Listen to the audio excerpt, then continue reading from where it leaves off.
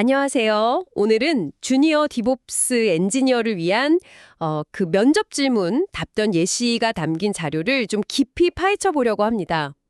혹시 기술 면접 앞두고 계시거나 아니면 디봅스의 핵심 개념을 좀 빠르게 제대로 잡고 싶으신 당신에게 아마 안성맞춤인 시간이 아닐까 싶네요. 네, 오늘 살펴볼 자료가 그런 분들께 실질적인 도움이 될 것 같아요. 네, 자료를 보니까 쿠버네티스 보안부터 시작해서 도커의 기본 요소들, 그리고 운영의 핵심이죠.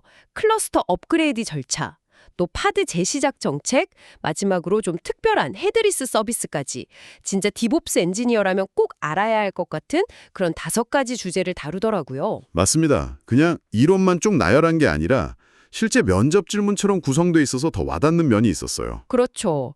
자, 그럼 이 핵심 개념들 한번 제대로 탐구해 볼까요? 역시 시작은 보안이죠.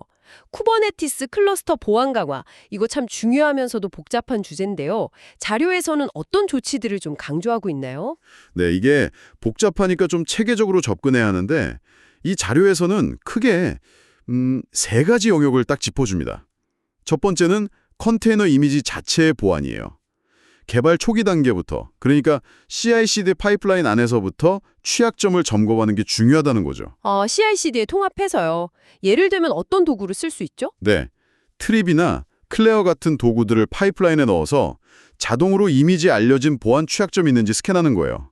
그리고 또 기본적인 건데 컨테이너를 넌루트 사용자를 실행하고 시큐리티 컨텍스 설정 같은 데에서 run-as non-root, true나 read-only root file system, true 같은 옵션을 주는 거. 이것도 최소 권한 원칙의 기본으로 강조하고요. 네네, 이미지 자체를 단단하게 만드는 거군요. 그렇죠. 그리고 두 번째 영역은 네트워크 보안입니다. 클러스터 안에서 통신을 어떻게 제어할 거냐 이거죠. 캘리코나 실리움 같은 CNI 플러그인을 써서 네트워크 정책, 그러니까 네트워크 폴리시를 적용하는 걸 중요하게 봐요. 그 특정 파드끼리만 통신하게 막는 거요? 네, 맞아요. 예를 들어서 프론트엔드 파드는 API 파드에만 접근하고 API 파드는 또 데이터베이스 파드에만 접근하게 규칙을 정해서 불필요하거나 의심스러운 내부 통신을 원천 차단하는 거죠. 여기서 더 나아가면 이스티오 같은 서비스 메쉬를 써서 아예 파드 간 통신 자체를 MTLS로 암호화하는 방법도 언급하고 있고요. 오, 통신 암호화까지? 그럼 세 번째는 뭔가요? 마지막 3번째는 접근 제어입니다. 누가 클러스터 자원에 접근해서 뭘 할 수 있냐, 이걸 통제하는 건데요. 쿠버네티스에서는 RBAC, 그러니까 롤 베이스드 액세스 컨트롤이 핵심이죠. 여기서도 중요한 건 최소 권한 원칙. 사용자나 서비스 계정에게 꼭 필요한 최소한의 권한만 딱 주는 거예요. 예를 들면 개발팀은 로그 조회만, 운영팀은 전체 관리 권한 이런 식으로요? 네, 정확합니다. 그렇게 역할을 명확히 나누는 거죠. 그리고 퍼드 시큐리티 스탠다드, 줄여서 PSS라고 하는데 이런 기능을 써서 애초에 높은 권한, 그러니까 프리빌리지드 컨테이너 실행 자체를 제한하는 것도 중요한 보안 계층이라고 보고요. 이야, 이미지, 네트워크, 접근 제어까지 진짜 여러 단계에서 방어막을 치는 거네요. 이게 그 말로만 듣던 심층 방어, 디펜스 인 데스 전략이군요. 네, 맞습니다. 한 군데가 혹시 뚫리더라도 다른 계층에서 막아줄 수 있도록 하는 거죠. 근데요, 이렇게 여러 가지를 다 하면 좋다는 건 알겠는데 좀 현실적으로 자원이 제한적인 팀에서는 뭐부터 시작해야 할지 좀 막막할 수도 있을 것 같아요. 혹시 자료에서 우선순위 같은 힌트를 좀 주나요? 아, 그거 좋은 질문이신데요. 자료 자체에서 뭐 이게 1순위다 이렇게 명시적으로 말하진 않았어요. 근데 내용을 쭉 보면 제 생각에는 이미지 스캔하고 RBAC 설정, 이 2가지가 가장 기본적이면서도 효과가 큰 출발점이 아닐까 싶어요. 왜냐면 CI/CD 파이프라인에 이미지 스캔 넣는 건 비교적 적은 노력으로도 큰 보안 위협을 막을 수 있거든요. 그리고 RBAC는 쿠버네티스 자체 기능이니까 바로 시작할 수 있고요. 그렇군요. 네. 네트워크 정책이나 서비스 메쉬는 그 다음에 고려해 볼 만한 조금 더 심화된 조치로 볼 수 있겠죠. 중요한 건 이 세 영역이 서로 막 보완해 준다는 점이에요. 네, 기본부터 탄탄히 다지는 게 중요하겠네요. 자, 그럼 클러스터 보안 얘기는 이 정도로 하고 이제 그 안에서 도는 애플리케이션의 기본 단위죠. 컨테이너를 만드는 기술, 도커로 넘어가 보죠. 도커의 핵심 구성 요소 4가지, 엔진, 이미지, 컨테이너, 레지스트리. 이거 한번 명확하게 짚어주시죠. 네. 도커 이해하려면 이 4기둥을 알아야죠. 첫째는 도커 엔진. 이게 도커의 심장부, 핵심 실행 환경이에요. 백그라운드에서 도는 데몬, 더커드랑 우리가 터미널에서 쓰는 명령어 인터페이스, CLI로 구성돼 있죠. 실제로 컨테이너 만들고 실행하는 작업을 얘가 다 총괄합니다. 내부적으로는 뭐 컨테이너드, 런치 이런 애들이랑 같이 일하고요. 도커 인포 쳐보면 엔진 상태 바로 볼 수 있고요. 네, 엔진이 핵심이군요. 다음은 이미지인가요? 네, 두 번째가 도커 이미지. 컨테이너를 만들기 위한 설계도나 템플릿이라고 생각하면 쉬워요. 중요한 특징이 여러 개의 읽기 전용 레이어로 구성된다는 점이에요. 도커 파일에 명령어 하나하나, 뭐 from, run, copy 이런 거 쓸 때마다 새로운 레이어가 생기는 거죠. 아, 레이어 구조. 그게 왜 중요하죠? 이게 왜 중요하냐면 이 레이어 구조 덕분에 여러 이미지가 만약 똑같은 기반, 예를 들어 우분투 리눅스를 쓴다면 그 기반 레이어는 딱 한 번만 저장하고 계속 재사용해요. 그러니까 디스크 공간도 아끼고 이미지 빌드 속도도 빨라지는 효과가 있죠. 단순히 레이어가 있다는 것보다 이 구조를 이해하는 게 이미지 최적화나 빌드 시간 단축에 진짜 도움이 되거든요. 아하, 효율성의 핵심이군요. 그럼 세 번째는 컨테이너. 맞습니다. 세 번째는 도커 컨테이너. 이게 바로 이미지를 기반으로 실제로 실행되는 애플리케이션 인스턴스예요. 이미지라는 읽기 전용 틀 위에다가 각 컨테이너마다 변경사항을 기록하는 쓰기 가능한 레이어가 하나 더 추가된 형태라고 보시면 돼요. 각 컨테이너는 격리된 환경에서 자기만의 파일 시스템, 프로세스, 네트워크를 갖고요. 예를 들어서 웹앱 이미지 하나로 독립된 컨테이너 여러 개를 동시에 띄워서 트래픽 분산 처리하고 이럴 수 있는 거죠. 네네, 이해됩니다. 마지막은 레지스트리죠. 마지막, 도커 레지스트리. 이건 이미지를 저장하고 공유하는 중앙 저장소예요.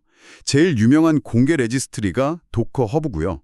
근데 기업 환경에서는 보통 보안이나 관리 때문에 하버나 AWS ECR, 구글 GCR 같은 프라이빗 레지스트리를 따로 만들어서 많이 쓰죠.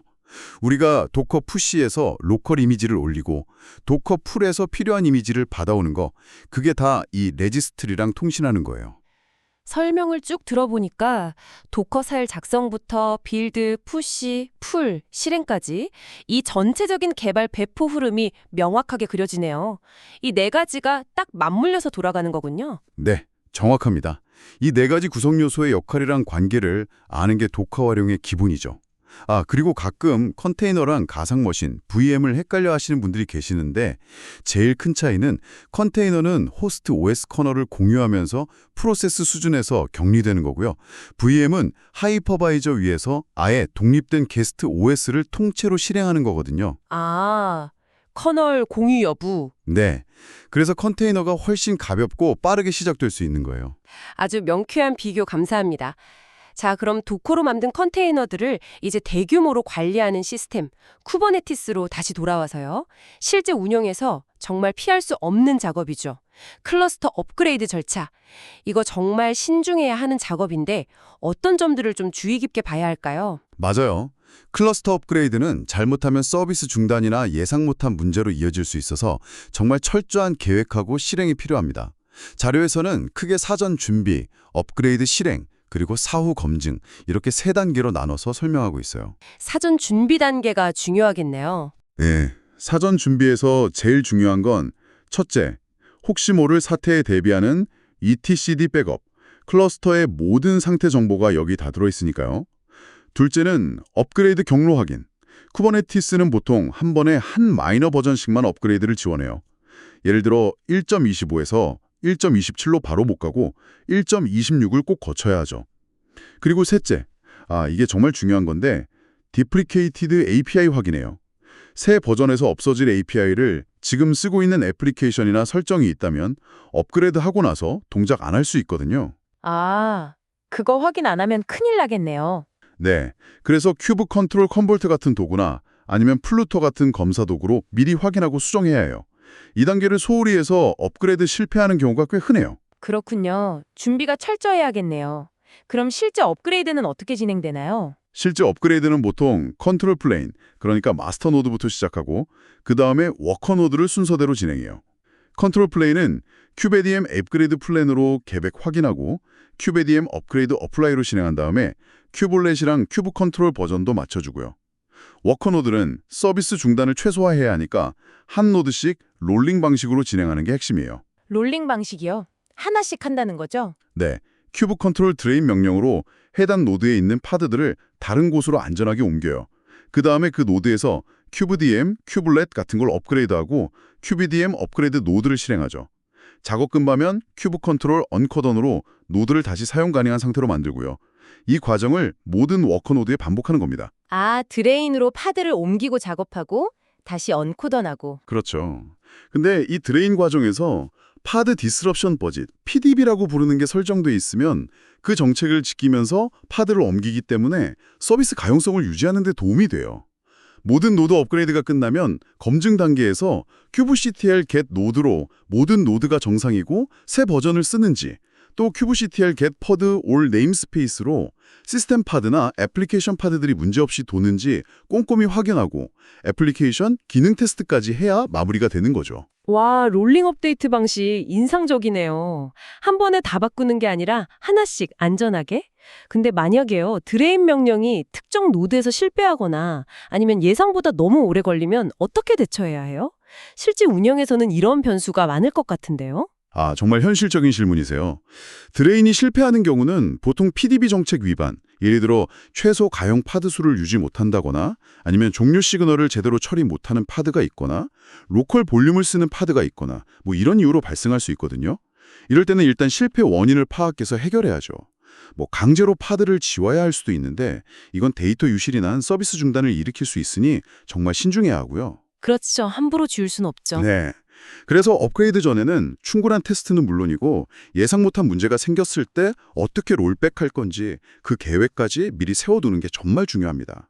그리고 EKS나 GKA 같은 관리형 쿠버네티스 서비스는 이런 과정을 많이 자동화해주긴 하는데 그래도 내부 동작 원리를 알아야 문제가 생겼을 때 제대로 대처할 수 있어요. 역시 철저한 준비와 계획이 답이군요. 자, 다른 주제로 넘어가 보겠습니다.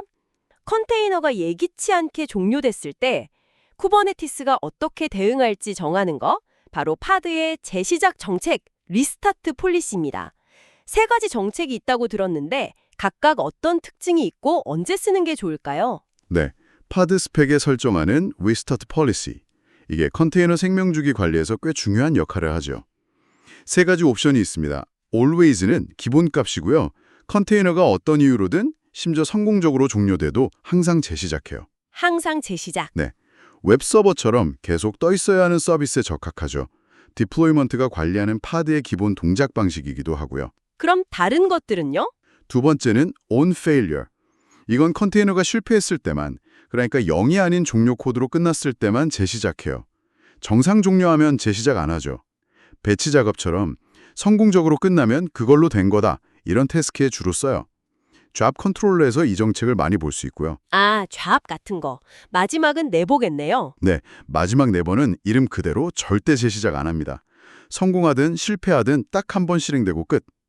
일회성 초기화 스크립트나 아니면 디버깅 용도로 잠깐 실행하는 컨테이너에 쓸 수 있겠죠. 아, 그리고 여기서 좀 재밌는 점은 재시작할 때 바로 또 시도하는 게 아니라 지수 백오프, 익스포넨셜 백오프 지연을 적용한다는 거예요. 지수 백오프요. 그게 뭐죠? 계속 빠르게 실패하는 컨테이너가 시스템에 막 부하를 주는 걸 막으려고요. 재시작 간격을 점점 늘려가면서 시도하는 거예요. 예를 들어 처음엔 바로, 다음에 10초 뒤, 그 다음엔 20초 뒤, 40초 뒤 이렇게 최대 5분 간격까지 늘어나요. 이 메커니즘을 아는 게 문제 해결에 도움이 될 때가 있더라고요. 오, 그냥 무한정 막 시도하는 게 아니었군요. 똑똑하네요. 그럼 예를 들어서요. 메모리 부족, OMN 킬드로 컨테이너가 죽는 경우에도 이 재시작 정책이 적용되는 건가요? 아니면 쿠버네티스의 라이브네스 프로브 실패랑은 또 어떻게 연관이 되는지 궁금하네요. 네, OMN 킬드 상황도 비정상 종료로 간주돼서 리스타트 폴리시에 따라서 처리됩니다. 예를 들어 always나 on failure로 돼 있으면 재시작을 시도하겠죠. 라이브네스 프로브는 좀 다른데요. 컨테이너가 실행은 되고 있는데 정상적으로 응답을 못하는 뭐랄까 좀비 상태를 감지하는 거잖아요. 네, 그렇죠. 살아는 있는데 제 기능을 못하는 상태. 네, 라이브네스 프로브가 실패하면 쿠버네티스가 해당 컨테이너를 강제로 죽이고 이때 설정된 리스타트 폴리시에 따라서 재시작 여부를 결정해요. 그러니까 라이브네스 프로브는 언제 컨테이너를 비정상으로 볼 거냐를 결정하고 리스타트 폴리시는 그 이후에 어떻게 할 거냐를 결정하는 서로 연계돼서 작동하는 기능이라고 보시면 됩니다. 아하, 두 기능이 딱 연계돼서 컨테이너 상태를 관리하는 거군요. 명확해졌습니다. 자, 이제 마지막 주제로 가볼게요. 헤드레스 서비스, 헤드레스 서비스. 이름이 참 독특한데 일반 서비스랑 근본적으로 뭐가 다르고 어떤 특별한 용도로 쓰이는 걸까요? 이게 가장 핵심적인 차이는요. 이름 그대로 머리, 헤드 역할을 하는 클러스터 IP가 없다는 점이에요. 보통 쿠버네티스 서비스는 고유한 가상 IP, 즉 클러스터 IP를 할당받고 이 IP로 요청이 오면 뒤에 있는 여러 파드들한테 알아서 나눠주는 로드 밸런스 역할을 하잖아요. 네, 그렇죠. 가상 IP 하나로 여러 파드를 대표하는. 네. 근데 헤드리스 서비스는 서비스 정의 야물 파일에서 spec.cluster IP 필드를 명시적으로 none이라고 딱 설정해서 아예 클러스터 IP 할당을 안 받아요. 클러스터 IP가 없다. 그럼 어떻게 동작하죠? 클러스터 IP가 없으니까 DNS 동작 방식도 달라져요. 일반 서비스 이름을 DNS에 물어보면 클러스터 IP 하나를 알려주는데 헤드리스 서비스 이름을 물어보면 클러스터 IP 대신에요. 그 서비스가 가리키는 셀렉터로 매칭되는 모든 파드들의 실제 IP 주소 목록을 직접 반환해요. NSLOOKUP 같은 명령으로 확인해보면 이 차이가 확 드러나죠. 오, 파드들의 실제 IP 주소를 다 알려준다. 이거 흥미로운데요? 그럼 이 방식은 언제 유용하게 쓰이는 거예요? 클러스터 IP를 통한 자동 로드 밸런싱의 편리함을 포기하는 대신 얻는 이점이 뭔가요? 네, 주로 세 가지 시나리오에서 유용합니다. 첫째는 스테이트풀 셋하고 같이 쓸 때예요. 스테이트풀 셋은 각 파드한테 고유하고 안정적인 네트워크 식별자, 예를 들면 웹 0.my 서비스, 웹 1.my 서비스 이런 걸 주거든요. 헤드리스 서비스랑 이걸 결합하면 이 고유 주소를 통해서 특정 파드를 직접 딱 찍어서 통신할 수 있게 돼요. 아, 특정 파드를 지정해서 통신할 때. 네. 예를 들어 각 노드가 서로 구별되어야 하는 데이터베이스 클러스터, 뭐 MySQL이나 카센드라 같은 거 구성할 때 아주 이상적이죠. 그렇군요. 데이터베이스 클러스터 말고 또 있나요? 둘째로는 데이터베이스 클러스터뿐만 아니라 일반적인 서비스 디스커버리 용도로도 써요. 클라이언트 애플리케이션이 백엔드 서비스의 모든 인스턴스 목록을 직접 알아야 하는 경우예요. 예를 들어 클라이언트 쪽에서 직접 로드 밸런싱을 구현한다거나 특정 노드랑 상태를 공유해야 한다거나 이럴 때 헤드리스 서비스의 DNS 조회 결과를 활용할 수 있죠. 클라이언트가 직접 알아야 할 때. 네. 그리고 셋째로는 피어 투 피어 방식의 애플리케이션 구성할 때도 유용해요. 각 멤버가 다른 모든 멤버를 발견해서 직접 통신해야 하는 경우 헤드리스 서비스가 그 멤버 목록을 제공해주는 역할을 할 수 있는 거죠. 말씀하신 대로 큐브 프록시를 통한 자동 로드 밸런싱은 없지만 대신 파드에 직접 접근하거나 클라이언트가 연결 대상을 직접 제어할 수 있는 유연성을 얻는다고 볼 수 있습니다. 그렇군요. 고유 식별이 필요하거나 클라이언트가 직접 파드 목록을 알아야 하는 그런 특수한 상황에 쓰는 거군요. 아까 잠깐 언급됐던 레디스 클러스터 예시에서 스테이플셋이랑 헤드리스 서비스를 조합해서 각 레디스 노드에 직접 접근했던 경험. 그게 바로 이런 케이스였네요. 네, 맞습니다. 그 예시가 헤드리스 서비스의 아주 대표적인 활용 사례죠. 물론 클라이언트 쪽에서 연결 관리나 로드 밸런싱 로직을 직접 구현해야 하는 복잡성이 좀 따를 수 있다는 점은 고려해야 하고요. 상황에 맞게 적절한 서비스 타입을 잘 선택하는 게 중요합니다. 마지막 헤드리스 서비스까지 데브옵스 신입 면접가에 대해 담긴 5가지 핵심 주제를 정말 깊이 있게 살펴봤습니다.